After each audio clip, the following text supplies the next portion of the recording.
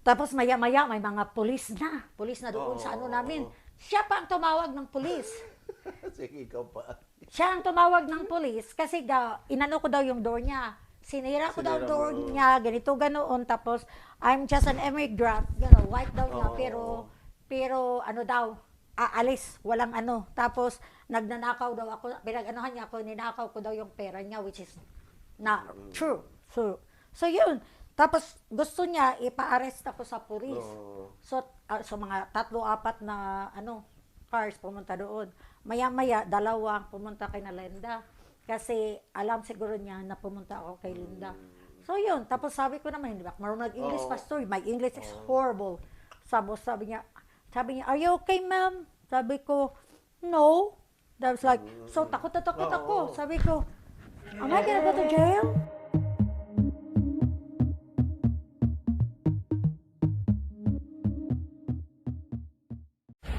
Hello, mga kapatid. Pupunta tayo ngayon. Magsushoot tayo ng ating first episode ng ating real life shares and cares. So, nandito kami sa Sykeston, pero pupunta ako ng Springfield kasi pupuntahan natin, bibisitahin natin si Sister Amor. Okay. Sige, punta na tayo.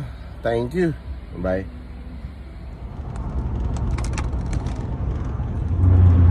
Ito yung view papuntang Springfield. So, Welcome! salamat mo. Nandito tayo. So, first episode natin to. Okay, kunin ko muna yung mga gamit ko. Artista daw kami yan.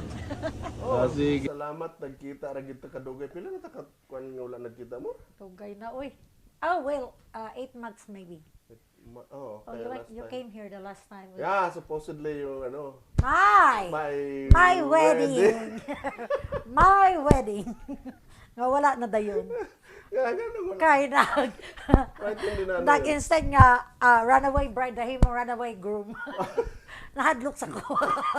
Yan naman to dito. Monster ako nasa Grabe na akong preparasyon na ito. Nagpagwapo pa. Alot na yun. Ako gani. Grabe. Pagupit. Palit akong 2 ka buok wedding gown. So make sure. Kasay, perting nindo tao. Nangutang pagkuhatog sapatos. Right. Pero okay lang mas may man din sa may mungkuan murag pamati nimo mas I'm happy now. Nakalingkawas ka sa problema Third attempt. Curse. Well, mga kuan lang muna, di ba? Kanang Third curse akong kinabuhi. Kuan lang muna sa mga tawag pagsubok. Yeah, but also decision in life. But it's a lesson learned. But I never learned. No. Naka-learn man siguro pero kuan man. Okay. Pero kuan, akong kuan ba, pero for how many years pila nakadiri sa kuan? I came here 1996. 96, so June of 1996. That's like close to 26 years. 26 years? From kuan, Philippines or nag-agi ka work or related work? Direct from the Philippines. I met my Fiancé first ba? husband. No. First husband through pen pal. And ato siya Philippines. I met him there with my brother and sisters. And then he stayed there for like 3 weeks, come back to the US. And then 3 months after, he came back to the Philippines and we got married in the Philippines. Ang first nimong husband and CJ's dad. His name is Monty. So bale ang imong kuan your visa pag na spouse. So Took it takes like 11 months. 11 months nag-wait. So, And then he went back to the Philippines the 3rd time, and then I still don't have my visa, so he left, and then I followed him after 3 weeks. so during sa pag-abot mo din and then siguro married naman mo. So good life. How's the That was American like, dream? no, it was the American dream nga, dili dito tinuod na live happily ever after. Iba kay I came to like sa Philippines, balay, pobre, pero daghang tao, silingan, may nana, si dulat sa labas. And then came to Marsfield, shock, like layo kay sa dalan. Ako ako rin isa dito. Bisan pag mag-shagit, kung tama-tama, may makadukog na po. Way far from the, Kasi yun na yung expectation nila pag Amerika. Akala nila yung parang nandun ka sa Chicago, New York, Las Vegas, Los Angeles. Not in Missouri, honey. Lalo na, pag pupunta ka dito winter time, nako, yung mayroon nga ako alam, may naghahabol ng squirrel. Oh, ang first talaga na animal ko nakita, pagdating ko dito, skunk. Ano? Tapos I was like, wow, what is that? And then he said like, don't touch or don't even draw closer kay ano pala yun? Nag-spray ng ano ba yun na super smelly, like weapon of mass destruction. Yeah, that's more like a nuclear bomb. Yeah, like. Ay, wala yan sa Pilipinas eh. Yeah, so and then wild turkeys, wild turtle, magtabok sa dadaan. Amerika ba to or nasa sa India? Para naman wala naman ako sa Amerika nito. So, mga ilang years din kayo nag 8 years, but it was like a roller coaster life. Kasi I told myself that if I will marry somebody halfway around the world, I wanna find someone that's Christian. That word Christian, because I feel that if I marry somebody who have fear in God, that He will never do anything to hurt me, because we both have a common. Well, baliktad. He was a Christian, pero in words, not in action. He was an alcoholic. Verbally abusive, physically abusive, emotionally abusive, name it all. So, paano ka paano mo na-handle yung ganun? Yeah, so this is the thing because nag-iisa ako sa bahay, meron akong isang Pilipina na kilala, pero ang layo naman niya, si Carmelita. Si Carmelita is my first, si Carmelita. Ay, by the way, bago ka, kasi baka hindi nila kilala. First name mo nga? Ang dami kong first name. Amor Nasilia, galing sa Philippines. Tapos, nagiging Maria Amor Nasilia Bokman. And then from that, nagiging Maria Amor Bokman Davis. And then now, my name is Amor. So, hindi ka talaga mahuli-huli kung marami. Kasi, dami kong name. Lord!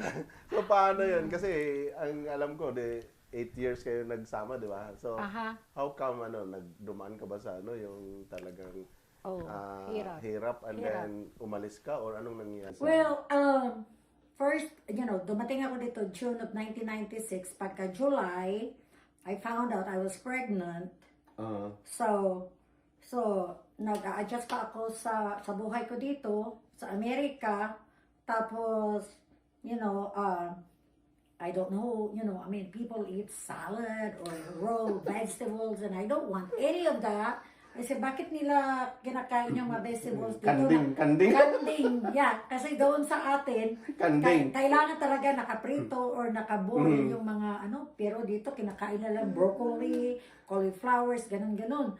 Tapos, yun namang asawa ko, masyadong, ano ba yung... Picky sa pagkain. Stingy. So... Stingy with everything. So he will give me $10 to go to the store, and every time I pick up something like tomato, what is that for? What is this for? What is that for? So $10. Can you imagine $10? But when I was in the Philippines, he gave me so much money. Sent me a lot of money. $500 every 2 weeks and so on. And I feel like, I started feeling like I'm rich, so Philippines. But after I graduated from college, and then I met him, and I worked in the mayor's office before I met him, and then he keeps sending me money after money after money. So, wow, I'm rich, Pero pagdating dito, $10 lang yung allowance ko, pastor. Once a week lang yun, $10. Tapos dinadala niya ako sa yung mga pre-store or thrifty store. Doon lang ako sobra. Tapos, pag 6 o'clock na ng gabi, umiinom na yun siya, straight bottle, vodka. Oo, umiinom na siya. So, pag nakainom na siya, hanggang nalasing. Tapos yun, pupunta na doon sa kama niya. Hindi na kami nagsisiping kasi at the middle of the night, minsan nag-ihi. Ihi na. Nag-ihi, tapos Grabe. nag-ano siya, tapos mag-cast out siya. Yada yada, yun ang mga so ako naman takot na takot ako sa kanya kasi nga Oo. hindi ko alam kung anong gagawin niya sa akin. Hindi mo experience sa Pilipinas. Oo, tapos sabi ko, I never been, tapos ang dami-dami kong narinig sa kanya na I'm stupid, idiot, lahat ng cuss word at mga names binigay niya sa akin. First sabi ko, bakit ganun? Bakit niya ako tatawagin? Hindi naman ako kung nakuha niya, tapos bitch ako. Hindi man kadagat. Bitch and bitch. Hindi, Tapos diba? sabi ko, bakit ganun? Tapos, yun, iyak lang ako ng iyak for the first 1 year. Oh, may pa pala ako, experience pa ako sa kanya. So, 3 months na yung 3 months na si CJ sa tiyan ko. Ganito ang nangyari. So, tinuturuan niya akong mag-drive. Tapos alam mo naman, never ako nag-drive sa Philippines, kahit isang beses. So, tinuturoan, binila niya ako ng lumang sasakyan, 1979 Oldsmobile. Yun ang first car ko. So, tapos, tinuturoan niya akong mag-driving. So, tapos takot siya sa driving ko kasi nga ganon ako mag-driving kasi wala nga ako experience sa driving. Okay, di man, di ba? Yus ang mga babae dito kay. Oo, wala man tayo Isang lalaki gani, ako kurmata, kabalo ko. Kabayo, dili gapon. So anyway, nag-drive ako. Tapos sabi niya, stop. So pag sabi niya stop, nag-stop ako sa middle sa road. Wala naman akong initiative na mag-pull over ako at mag-stop. So, yan, pag sabi niya, stop. So, I said, okay, I stop. And then when I stop, I was like, you stupid idiot! Why did you stop in the middle of the road? I said, I don't know. So, yun, ginanon niya yung kotse ko doon sa shoulder. Tapos iyak ako ng iyak, ay tinawag niya ako ng idiot. Tapos yung pagkaon, nagluto. Siya, stupid idiot daw ako, tapos iyak ako ng iyak, tapos so umuwi kami sa bahay, tapos doon na lang ako sa corner, iyak na ako ng iyak, na wala na talaga ako sabi ko, ano bang buhay ito, hindi naman ito ang inaano ko. Tapos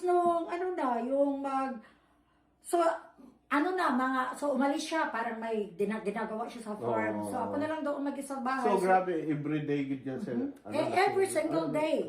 So, this is one of the worst scenario na nangyari sa atin dito sa Amerika na there's not very many people knows about. And then di kayo, di ba, Christian, ang family mo, pastor, mga Pastor, lahat.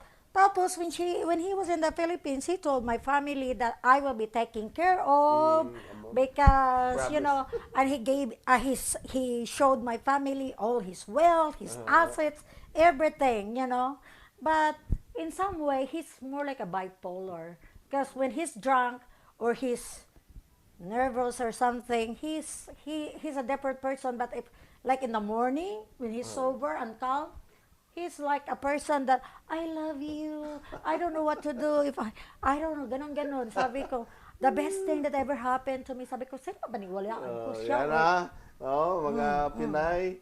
Kala ninyo Madali, yan. hindi. Maraming promisa yan pagdating dito. Yan. Tapos So wala siya to, umalis ako, pumunta ako sa first neighbor, ang layo-layo kay Linda Back. Oo. Diba, ang layo pa doon. Ay, so naglalakad ako doon to their house. So then I introduced myself to Linda and Lloyd that I am Monty's wife. So, yun, mga 2 hours siguro or 3 hours. Tapos pagdating ko sa bahay, pagbalik ko sa bahay, sabi, he locked me out. He locked me out on. His wife's already in the house and he already started drinking. He locked me out and he said, "You're out." Ganon sa akin. Sabi ko, what am I gonna do? I don't know what to do. I don't have my passport. I don't have my money. Yada yada. I said, out. From now on, you're out in my property. So I said, kasi nagalit siya kasi hindi ako nagpaalam sa kanya. Tapos sabi ko, just give me my passport or my clothes or whatever. No, you're completely out in my property. Let's get out, be done, you know. So wala pa si CJ ato. Dapat, Boros 3 sapatos. months. Oh, 3 months pa oh. si CJ. So, kasi natakot ako. Wala naman akong cellphone. Wala na ako. Paano ako? Anong gagawin ko sa buhay ko? So, yun. Nagnanaknak daw ako sa ano. Tapos yung outside, yung parang ano ba, window. Ay, yung glass door. Before ang main door, glass door. So, ginaganon-ganon ko siya. Hanggang nabasag. Kasi takot na takot ako. Nandito pa nga yung mga ano ko. Piklat ko. Hanggang ngayon, nasa ano ko yan. So, nabasag. Tapos, nung makita niya na nabasag yung ano, tapos ang dami-dami ko ng dugo. Nabasag yun. Tapos, so, inano na ako, open siya. Tapos, kinik niya ako. I got kicked. Oh, yeah. Saan na nakita niya? I got kicked. Tapos, kumuha siya ng 2x2, pinuspusan pa niya ako dito pa, sir. Tapos ang dami kong ano, tapos tumakbo na ako kay bakit tadyakan yung tiyan ko. So dugo dito, may mga ano pa ako. Tapos tumakbo ako doon kina Linda, Linda. Mabuti na lang si Linda, hindi naman nakaalis. Kasi aalis sila ng 6:30 or something kasi pupunta sila sa church. So yun, nakita nila ako kasi kaalis lang sa driveway. Tapos kinuha niya ako, tapos inlagaan niya ako doon, tapos pinag-ano niyang mga ano. Tapos maya-maya may mga pulis na doon sa ano namin. Siya pa ang tumawag ng pulis. Sige, ikaw pa. Siya ang tumawag ng pulis kasi inano ko daw yung door niya. Sinira ko daw door niya, ganito ganoon. Tapos, I'm just an immigrant, white daw niya, pero ano daw, aalis, walang ano. Tapos, nagnanakaw daw ako, pinag-anohan niya ako, ninakaw ko daw yung pera niya, which is not true. So yun. Tapos gusto niya ipa-arrest ako sa pulis. So mga 3-4 na cars pumunta doon. Maya-maya 2 pumunta kay Linda. Kasi alam siguro niya na pumunta ako kay Linda. So yun, tapos sabi ko naman, hindi ba marunong mag-English pastor? My English is horrible. Sabi niya, are you okay, ma'am? Sabi ko, no. So takot ako. Sabi ko, am I gonna go to jail? So, yun sabi ko talaga, am I gonna go to jail? Sabi niya, oh no ma'am, if anybody will go to jail, that's him. Your husband has to go to jail because he asked me what happened to my forehead because I was like, there's a lot of, I said like, he picked up a 2x2 and hit me on my forehead. Tapos yun, so dinala ako ng police doon sa sa hospital, pinatahi. Tapos, dinala ako sa yung parang domestic violence center na house. So, grabe yung parang na-trauma. Trauma talaga. Tapos, punta ako doon. Wala akong kilala. Hindi ako marunong. Hindi, yung mga pagkain, ayaw ko. Kasi nga, naglilika pa. Ayaw mo nang mga kinakain lang. Baho-baho, ganito. Sobra yun. 2 weeks ako doon. Tapos, gusto man niyang. Tapos, siya, kasi dinakip siya ng polis. Nakip sila ng polis kasi nga nakatulog siya ng 1 night sa jail. Tapos may court order na parang, if magsampa ako sa kanya, then he can go to jail forever or something like that. There is a sentencing. Pero after 2 weeks, nagmamakaawa with our pastor sa church namin. Nagsasabi na ganito, yada-yada, tapos gano'n, hindi na daw niya. So that was just the first thing. Tapos, buntis ka, wala kang trabaho, ganito, ganoon. Hanggang sa nanganak ako kay CJ, hanggang sa paulit-ulit, walang circle of like chaotic. 1 minute you're good, the next minute you're horrible, you're in a bad relationship. It was horrible. Wala rin siya nagpaano, di ba? Hindi niya recognize na may problema siya, so walang rehab. We tried several times.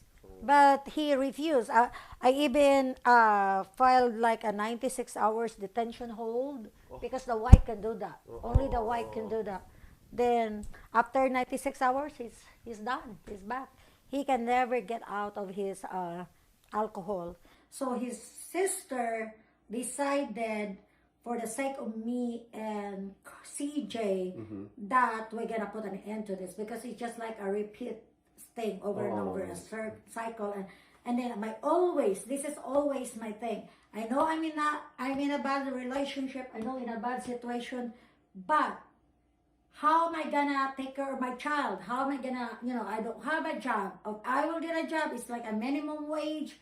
And how am I gonna pay for the rent, ganito, ganoon, Oo. you know, like a lot of Filipino, even though they're not even though they're in a bad relationship or bad situation, they would rather stay because that's their comfort zone. That's my comfort zone. I'm afraid to step out because this is all I know Oo. for years, you know, and it become habitual.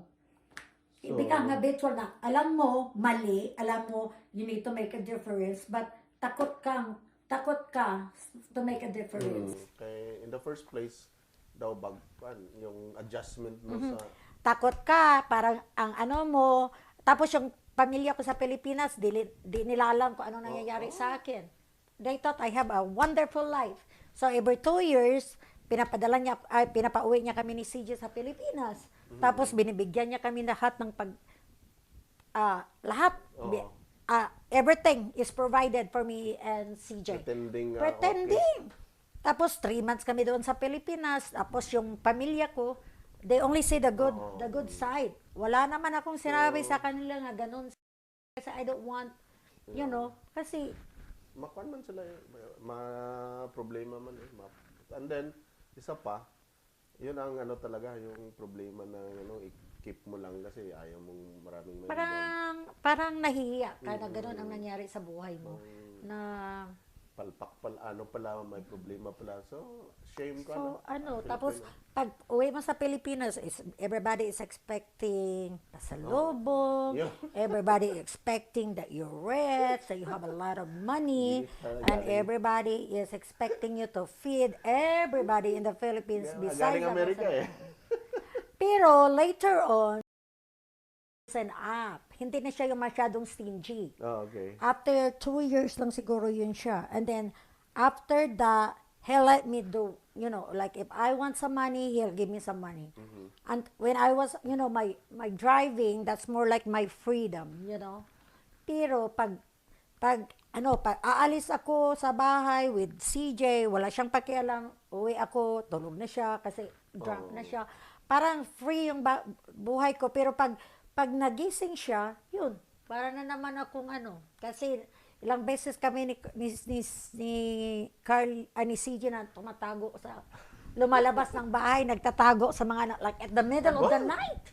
At the middle of the night, nagtatago kami sa mga bushes kasi Yun yung naranasan ni CJ?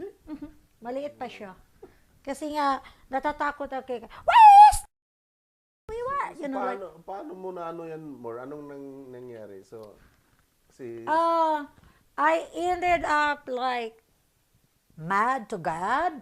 I said, this is not the life that I want. And I said, why did you punish me? Because I feel like I'm not worth to experience that kind of life. And hindi naman ako masamang babae. So I blame God for everything that happened in my life. I said, why did you allow me to suffer like this? What did I do? You know, and I screamed there in the boonies, you know, like by myself. Sabi ko, walang makarinig.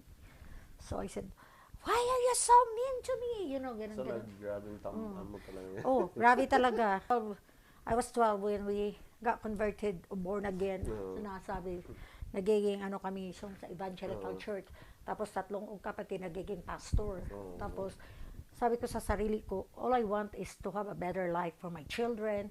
Kasi hindi naman pulubi, pero not to the point na talagang namamalinmos na pulubi. Kasi yung tatay ko naman, Pastor yun, diba? Pastor? yung tatay ko, sundalo, retired master sergeant. So, meron din ganun. Pero, ang dami namin, I'm the baby of the family, and I watch my sister, who married a very poor guy too, and how she strive or parang nagmamakaawa all the time to feed her kids. And I told myself, I will never let my children suffer poverty. no way, you know. So, siguro yun ang nag-ano sa akin. Tapos nakagraduate ako ng college, ganito, gano'n. Nandoon ako nagtatrabaho sa mayor's office. Okay na din yung buhay ko kahit hindi ako nakapunta sa America. But, you know, opportunity knocks only once. You know. So, akala ko yun ang opportunity ko na Yun. magiging Cinderella. Kaya tandaan niyo yan. Kung hindi, hindi kayo naka-experience dyan ng ano, kasi okay yung buhay niyo, akala dito na yon. Yeah, so may mga ano talaga unexpected na hindi pala all the American dreams o yung plano ninyo na maganda mangyayari. But maganda yung ano eh, yung kwento mo. And then But, you know, opportunity knocks only once. You know. So, akala ko yun ang opportunity ko na Yun. magiging Cinderella. Kaya tandaan niyo yan. Kung hindi, hindi kayo naka-experience dyan ng ano, kasi okay yung buhay niyo, akala dito na yon.